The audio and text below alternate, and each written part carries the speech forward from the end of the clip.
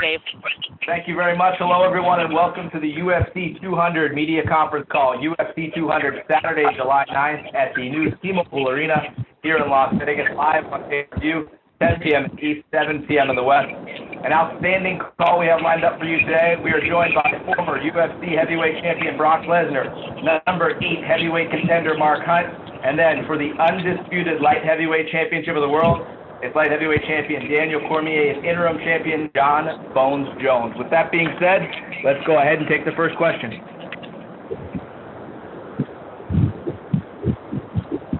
And at this time, if you do have a question, that will be star 1.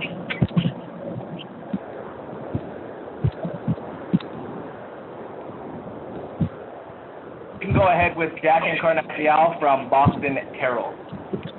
Thanks very much, guys. First question is for Brock. Brock, do you think how you look in this fight will have any bearing at all on your drawing power in pro wrestling? I really don't give a shit. Okay. Now, when it comes to Mark, do you think that when he says he's going to knock your face off, that's relying too much on a punching chance and not accounting enough for the wrestling?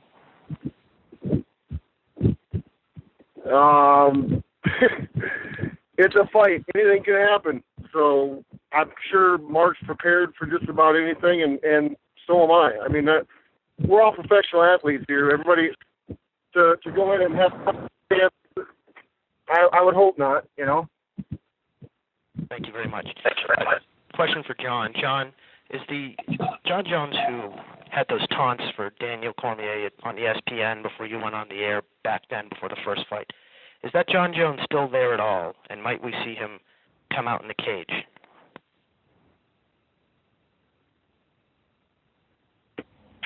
I'm definitely the same fighter. Like, I don't really think that the pre-fight hype or the storyline has much to do with the way I perform. You know, I've had a lot of guys that I fought but I don't like, and I go out there and I finish them. Then I have guys that I do like that I fight, and I go out there and I finish them guys. So I don't think the pre-fight hype has much to do with the way I perform. Okay. Do you have any different goals in terms of how this fight plays out in your mind versus the first one, or is it likely to look the same, do you think? My main goal is to make the fight look easier than it did the first time. Whether it's a finish, you know, obviously a finish would be great, but I just want to make the fight look a lot easier than it did the first time. I believe that it will be. And Daniel, where's your head at as far as the Jon Jones you're expecting after all that's happened and the Oven St. Preux fight and being so close to the fight now? What's your assessment?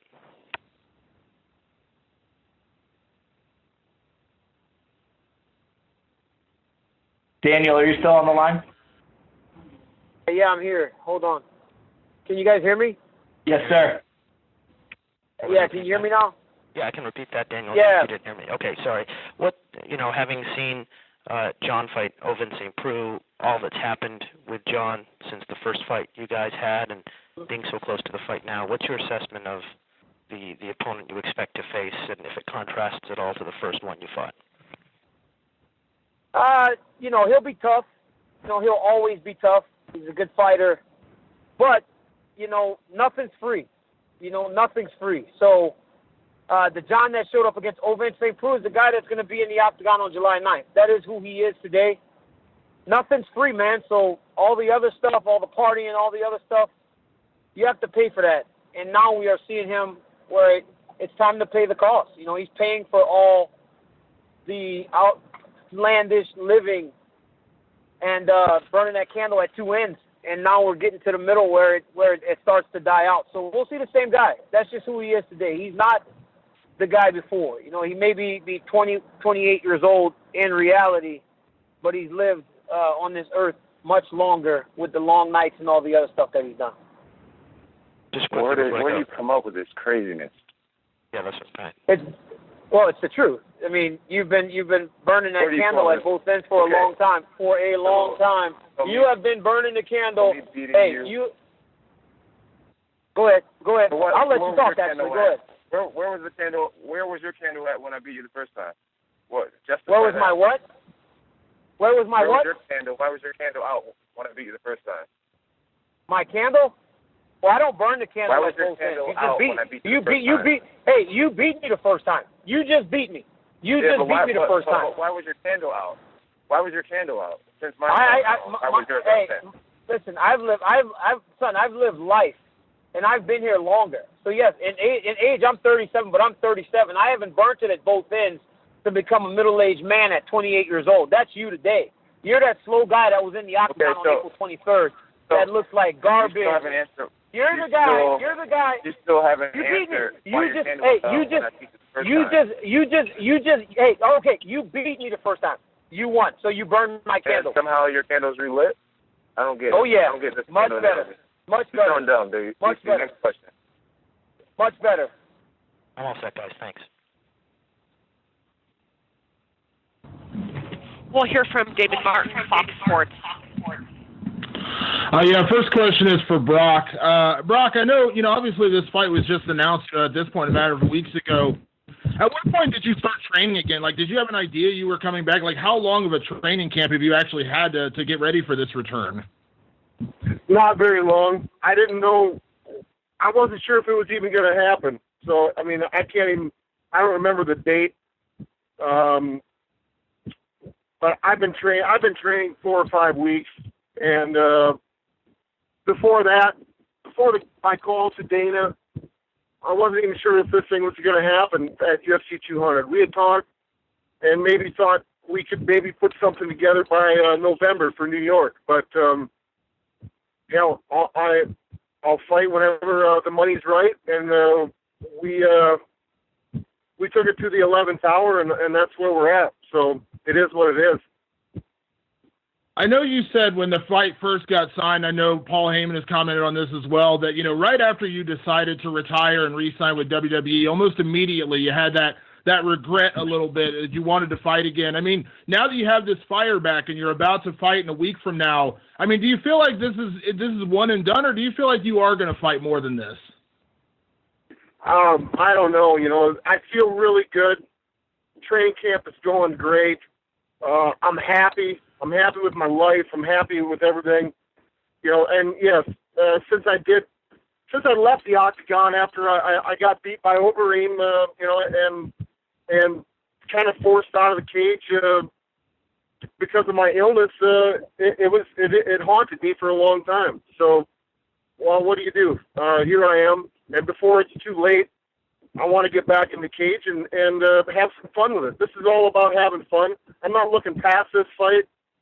I'm just taking one day at a time, one training session at a time, and looking forward to July 9th. I'm grateful that Mark Hunt took the fight, and it was short notice for me and him. So we'll see what happens on the 9th. And obviously, Brock, I know you've dealt with, with questions about performance-enhancing drugs your entire career. That's nothing new. You've had to answer those questions. But I'm kind of curious, your reaction to some of the stuff that Mark has said, even if you've seen it, where he said that, he believes you've been juicing your whole life, and he had questions about USADA testing you. I mean, what is your reaction? Is that just kind of more of what you've always heard? I've been dealing with that my entire life. I'm a white boy, and I'm jacked. Deal with it. It's so flat out. So what do you want me to say? I'm a white boy and I'm jacked. Deal with it.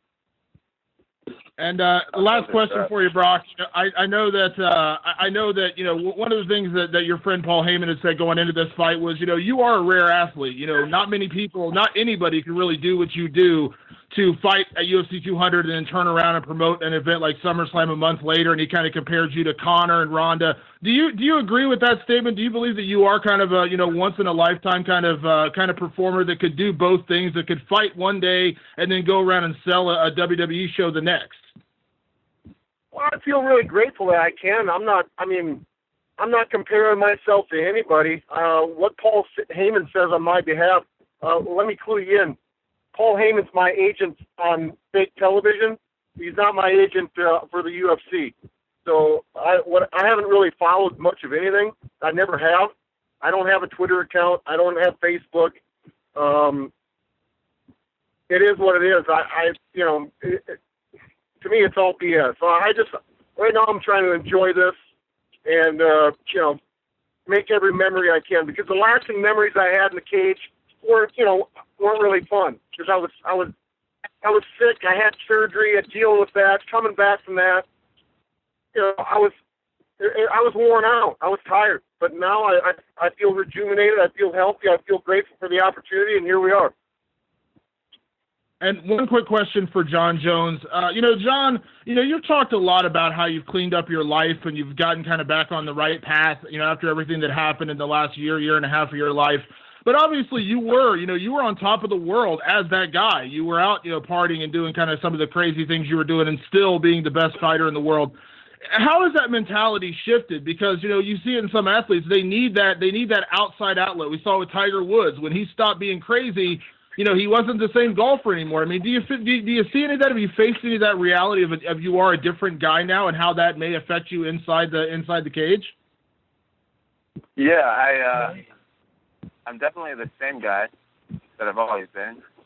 I just live my life slightly different. I still go out. I still have a great time. I still have great friends. I just don't indulge in illegal substances and partying like that anymore. Still the same guy. I had one bad performance, and now everyone's like questioning, who I am and all this weird stuff. I'm excited to go out there and just have a great fight. I realized that the open fight was my fight to finish someone. It's been a long time since I've gotten finished. I wasn't able to pull that off, but I'm still dominating everybody that I've ever competed against. And I'm excited to go out there and do it again. Thanks very much. We'll hear now from Marissa Payne, The Washington Post. Hi, I have a question, or a couple questions, I guess, for Brock. So you've said a couple of times, you've alluded to the fact that, this is going to be a big payday for you. But, I mean, obviously you can make money in other ways, too. So I assume that you're coming back as well to either prove something or, because you just like competition. I guess, is there something in that regard, too, about competition that you love? Well, absolutely. I've been an athlete since I was 5 years old. I love this sport.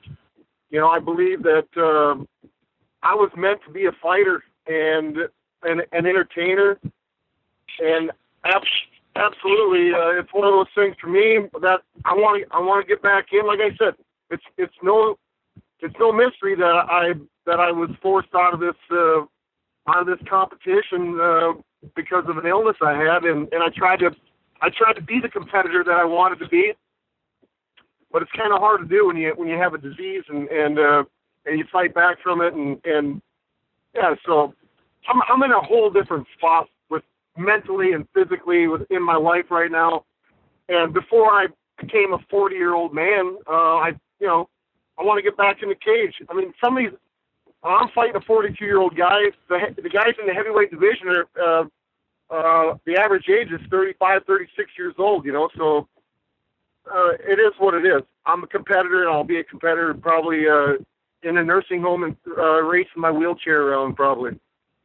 Yeah, speaking of getting older then, looking back, how would you like people to remember you? Obviously, you have, a whole different set of fans in WWE. There's some crossover, but, you have your WWE fans and your UFC fans, and they see you in, a little bit two different ways. One is the entertainer and one is the competitor. Which one do you want to be more remembered by? Honestly, lady, I really don't care. This isn't about me or about my fans. This is about me living my life, being the person that I want to be. I mean, granted, without the fans and everything, none of us would be able to do this. I get that, but I'm not. I don't sit up at night wondering, God, is my drawing power going to be hurt, or is my WWE fans going to tune in and watch me do this? I don't give two shits about that. This is about me, and I want to get in there and be an athlete again. That's what it's about. Got it. And then for Mark, how do you feel going into this fight? As far as you obviously haven't had the break that Brock has had, so you've been training while he's been doing other things. Like, do you feel good going in?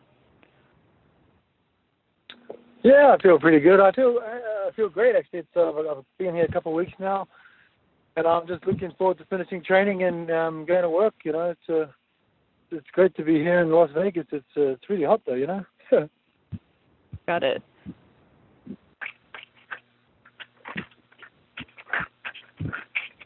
We'll move next to Justin Barrasso with Sports Illustrated. Thank you. Brock, question for Brock Lesnar. Curious in terms of your training. I'm guessing they're different, it's apples to oranges. But any similarities? Obviously, I know the world of pro wrestling is far different than the world of mixed martial arts. But any similarities between your training methods or when you train in the octagon in the cage? Is it a totally different beast than when you train for pro wrestling? Absolutely. It's not even the same thing, man. It's I've really never left training MMA. Any chance I can to grapple or to do jiu-jitsu or to hit mitts or whatever, I never really, because I have a true passion for the sport. I love the sport. So, I mean, it's just, I did it just to pass time and to stay in shape. But no, to compare the two, to be in wrestling shape, pro wrestling shape versus fighter shape, not even on the same planet. And you've always embraced the challenge. It's so strange to think of Brock Lesnar as an underdog, but Mark Hunt's had 9 fights in your 5 years away from the cage. Does it light your fire? Does it give you a little bit more spark and motivation? The fact that people are doubting you. I mean, that's got to fill up your belly with a little bit of extra fire. Like any true competitor, I mean, there really isn't. I haven't given much thought to it at all. I mean, the longer, I've tried to knock the rust off here in the last 5 weeks. I mean, I'm going to show up and be the best guy that I possibly can be on the 9th of July. So, and he's been putting food on the table for the last 5 years, getting in the octagon. So, I mean, and I've been doing it in a different way. It's just, I think we're in for a really good fight. I'm sure Mark is preparing himself the best that he can, and just as I am. And Brock, my last question. There's been reports that arm wrestling match that Vince McMahon, you beat him, that allowed you to come back. That was the agreement if you beat him in arm wrestling. We've heard reports that he's claiming it took you a while to beat him. Any truth to that? Yeah. Oh, yeah. It actually took two arms to beat Vince McMahon. I actually had to beat him with 2 versus 1. Thank you. We'll hear next from Dave Diebert, Post Media News. Hi, you guys. Thanks for the time. Just a quick one for Brock. You've talked a lot about being in a good place, physically and mentally. I'm wondering about life for you on the farm. And specifically in Saskatchewan, where you've set up a second home. What is it about life there that appeals to you and that's treating you apparently pretty well? Well, that's my primary residence in Saskatchewan, and it's just I've set that up to raise my family. Kind of. I love Canada. I love the United States, but I love Canada and the aspects of what it has to offer for hunting and fishing, and I just happen to find a place that I really love, and my family loves, and that's what this is all about. I mean, in the end, I mean, you could ask any of the 3 guys that are on the line here. I'm sure we're all family men. We're no different. Everybody gets up and puts your pants on the same way. And if any man is a stand-up guy, they're a family man. And so that's who I am. That's who I am. At the end of the day, this is just a job, and this is what we do. This is how we put food on our family's table, and we enjoy it. It's kind of funny, but we enjoy hitting people, and we enjoy getting hit. And I feel very fortunate to be able to have this job. Again, going back to a lot of stuff that you've talked about, you growing up on the farm and the work ethic that it instilled in you. I gather it's quite important for you to pass that on to your family as well. Is that safe to say? Oh, 100%. You know, I don't want to raise my kids in the city. I want them to know what a good day of honest day's work is. You know, get out and I want them to know what it's like to throw square bales all day. I want them to know what it's like to pick rocks all day, get the rocks out of the field. Yeah, my kids, there's no easy way out for my kids. They're going to have to earn their keep because too many kids nowadays, I think, life's just too easy. Life's at the palm of their hands with their phones. Everything's accessible. Not in my house. All right. Thank you for the time, Brock.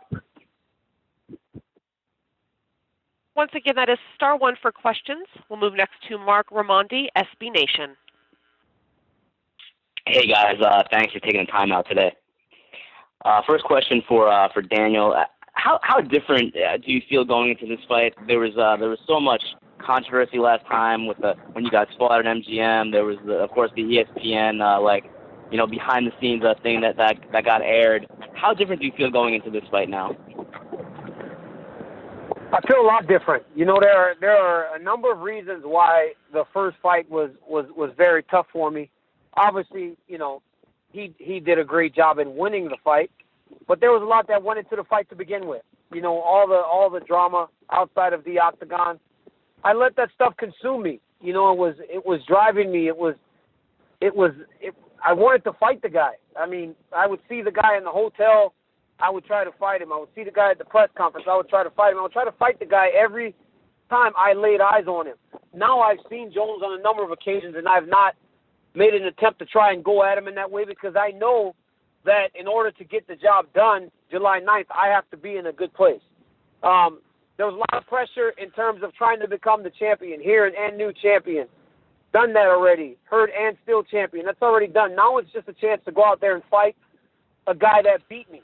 I don't care about all the other stuff. I feel at ease. I feel at peace. I'm so confident, man. I feel good in my training. Everything has lined up perfectly for me to go out there and right the only wrong in my career. Thanks, Daniel. And for Mark, this fight kind of came together late in the game. It was only about 3-4 weeks ago when the UFC announced it. How did this come together for you? Did they call you? Did you offer to fight Brock when you knew he was coming back? How did that work? I was just called about the fight, and I'm always down to take a fight on, especially someone as like Brock. He's such a big name in entertainment, and to be put on the biggest card of the year, or probably history, I'd say, is great news for Mark Hunt, and being 42 in it, so I appreciate the call up, and I'm looking forward to be dancing with Big Brock on July the 9th. So, yeah. Thanks, Mark. And just lastly for Brock, everyone's saying that Mark is going to be a very tough test for you. He's one of the best knockout artists in the division. How do you feel about Mark? What do you think of his game, and what do you think of his strengths and weaknesses? Pudding. For sure he is. Yeah. For sure he's a knockout. He's a heavy hitter. I'm preparing to not take one of those shots, to try to answer that and to win this fight. Some people have said, Brock, that Mark is kind of a bad matchup for you because he's so good at stand-up, he's so good at striking, and that's been one of your weaknesses in the past. How do you respond to those criticisms? Oh, man. Is he better than I am at stand-up? Of course he is. Is he a better wrestler than me? Hell no. And he'll probably tell you that too. So, I mean, that's why we're fighting. We're going to see who the best man is with their discipline, on the 9th. Of course.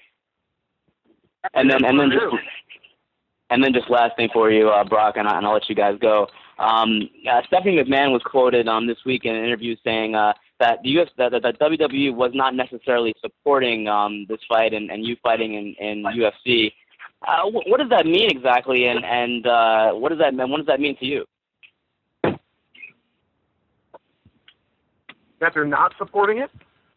She said, we're not necessarily supporting it. Those were her words. I don't know. I don't care what she says.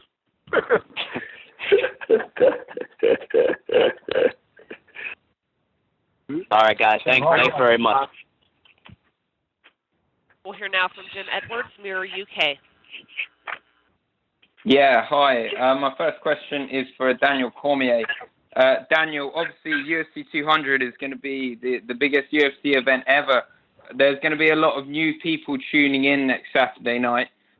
For people that haven't seen all the previous that's gone on between you and Jon Jones, could you briefly summarize what is it exactly that you don't like about Jon Jones? Why do you guys not see eye to eye?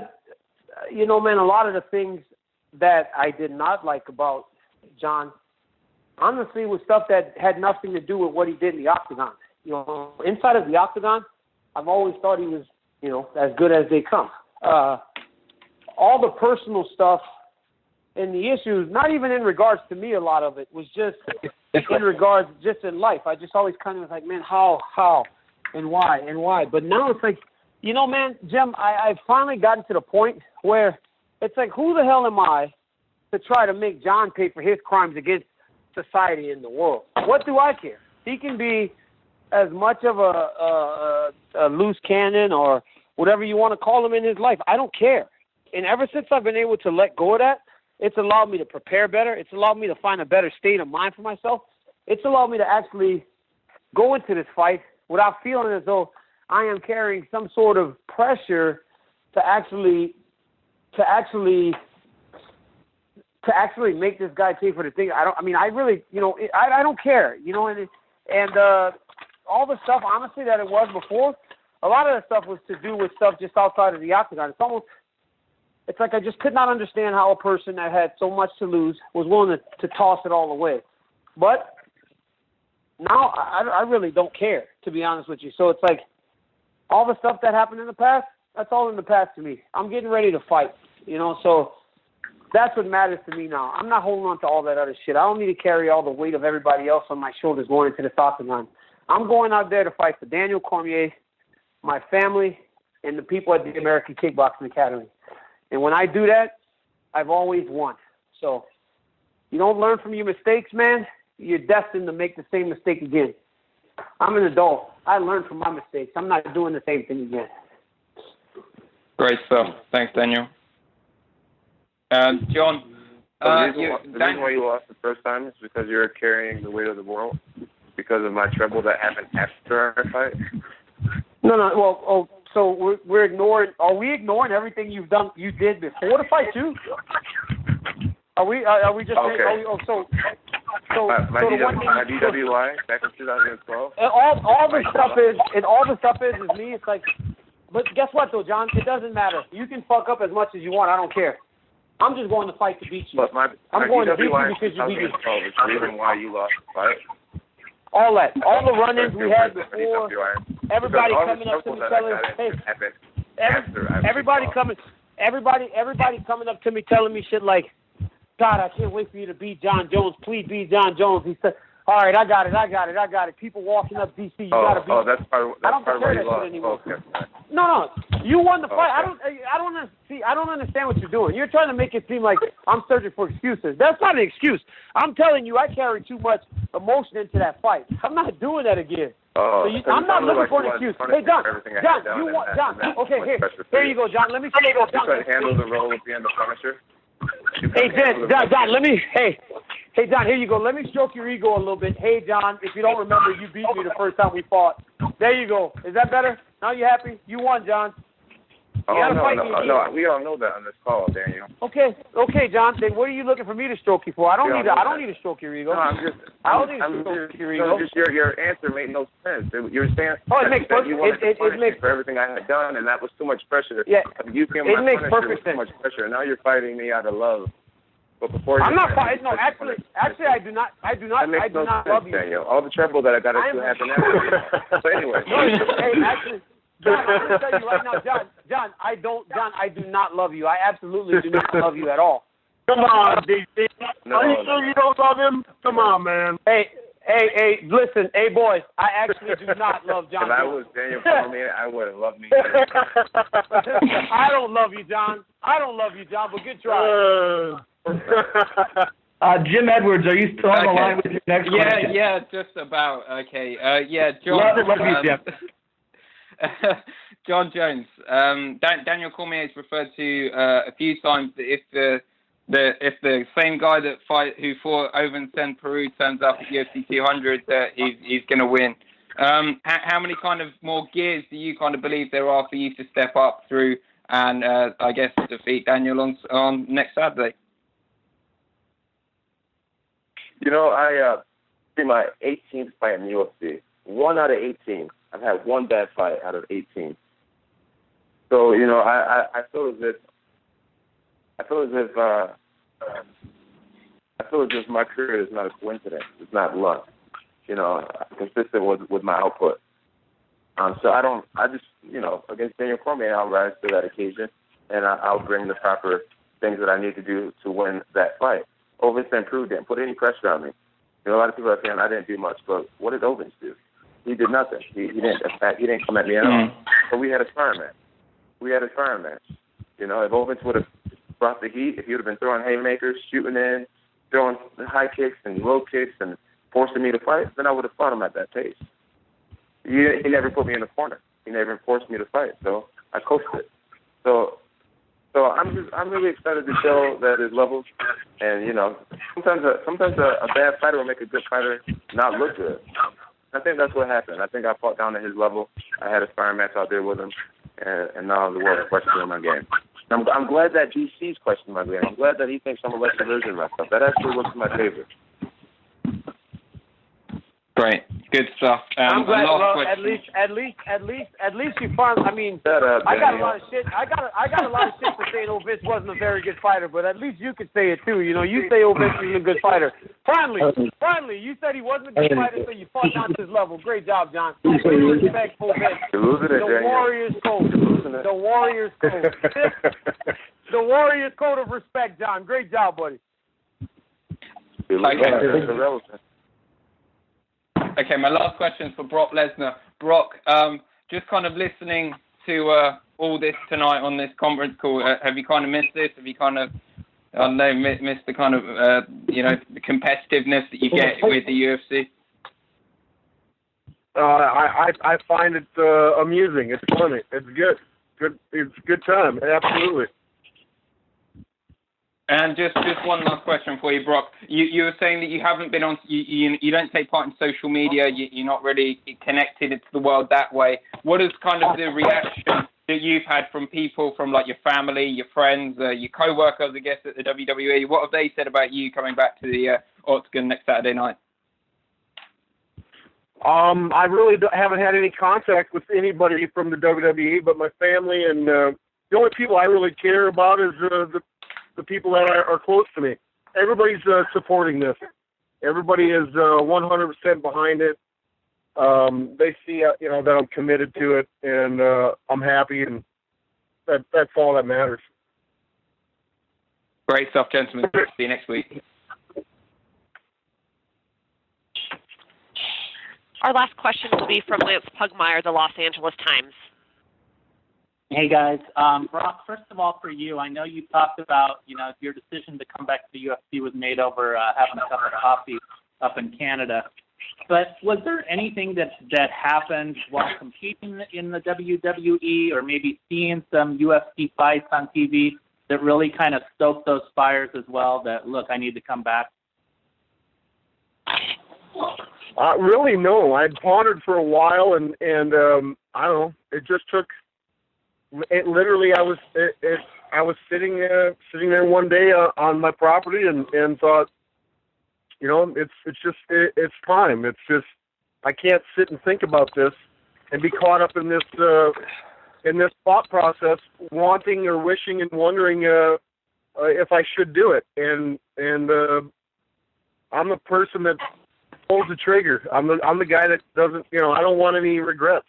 So That's how simple it really was. I just didn't want.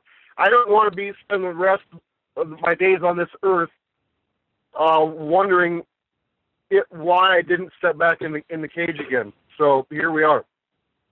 Yeah, and if the outcome that you, I'm sure, envisioned happens, what happens from here? I really haven't. I haven't given it much thought. I really haven't. I mean, nothing's going to change, really. I'm looking forward to just stepping in the cage again. It's going to be. I'm waiting for that moment for the door to shut. We'll see. Ask me after the fight. Hell, I don't know what's going to happen. You know. So right now, I got one thing on my mind, and that's to prepare for this fight, finish this week up, and get in and fight. Okay, great. And Daniel, I did have one question for you, Daniel. I mean, clearly there's been times where you've sort of taken the moral high ground in this thing with Jon. Is there any regret about doing so, given some of the feedback you've received from the fans? No, because of who I am as a person. That is the approach I will always take. I am an adult. I am not one to kick someone when they are down. If anything, I think that any upstanding citizen, any good person would do the same thing. So yes, I don't regret it. I would not change a thing. I would still do the same thing that I've always done. Do the things that you have said about Jon, will those will those be things that we see will affect the outcome of the fight? Yeah, I do believe that. I do believe that the changes in him will affect the outcome of the fight, but I do also believe that the strongest indicator is going to be that I've gotten better. I've done things to improve myself. So even if he was 10 times better than he was last January, I don't believe that's going to be enough to beat me on July 9th. Great. Thank you guys so much. I appreciate it. And gentlemen, we do have a question from George Willis with the New York Post. Hello, gentlemen. I just wanted to ask Jon, he was one of the couple of fighters that fought at UFC 100, and just some general thoughts about how the sport has grown from that time, from UFC 100 to 200, and the way it's just blown up. Yeah, UFC 100, man, what a great event it was. It was huge. Just from my eyes, just in a completely different place in my career. The sport, the UFC, has obviously grown tremendously. We've had some awesome stars help us get there, guys like Brock Lesnar and Conor McGregor and Ronda Rousey really helped catapult us into just I think we're pretty mainstream these days. Just the growth has been tremendous. I don't even know how to answer this question. The growth has just been tremendous, and I'm so honored to have been on that card and be in a completely different place in my career. This card, and yes, it's an exciting time for the UFC. Do you still feel you could be ready for New York if things go well? Absolutely. That's totally my plan. My plan is to win back my life, my title that I've never lost. Win back my life, win back my title, defend my belt at Madison Square Garden on November 12th. It's on my vision board at my house. Totally in my plan. I'm going to do that. The question will be, will I be main event or not? I'm really hoping I will be. I appreciate it. Thank you. Thank you, guys. All right. Dave, I'll turn the conference back to you. Thank you very much. Thank you to the four gentlemen who joined us on the call today. UFC 200 and International Fight Week. It is almost here. One final note before we go. UFC 200, It's Time, a 60-minute TV special, premieres this Sunday at 10:30 Eastern, 7:30 Pacific on Fox Sports 1. It chronicles all the title fights, plus Brock Lesnar versus Mark Hunt. Again, UFC 200 premieres July 3rd, 10:30 in the East, 7:30 in the West. See everybody